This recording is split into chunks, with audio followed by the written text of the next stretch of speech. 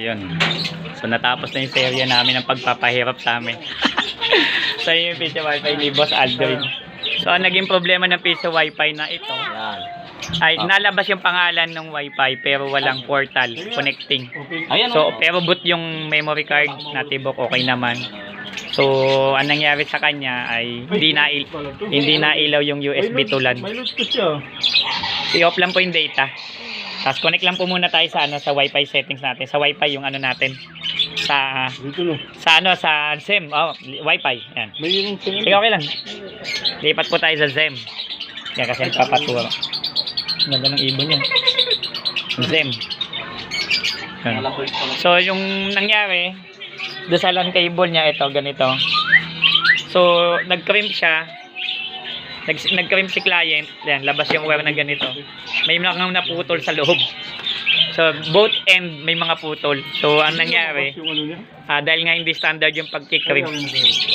Hindi standard yung pagki-crimp. So dahil pag standard po dapat yung sleeve o yung jacket o ng yung cap, yung insulator ng wire ay nasa loob po dapat ng RJ45.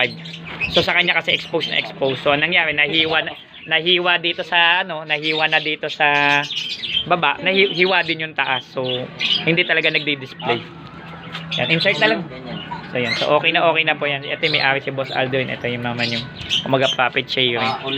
So dito to guys sa Barangay San Francisco, Tropical Village, no. So yan. Babayaran ko lang ito. Ay, balik na, babalik naman po. Ayan, okay na. Diyan po muna bago mag-insert po muna bago mag-insert po man. Ayan, okay na, nahulugan na siya. Ito din si Kuya.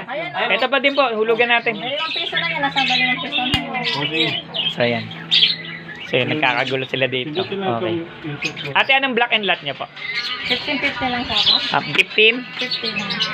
15.59? 15. Black 15, lot 15, Tropical Village.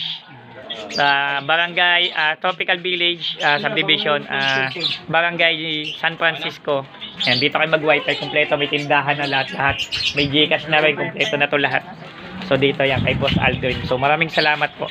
So maraming salamat din po pala kay Tatay Edmo ng Bacoor, kay Ma'am Charlene sa namin sa Bacoor, kay Ate Bessie.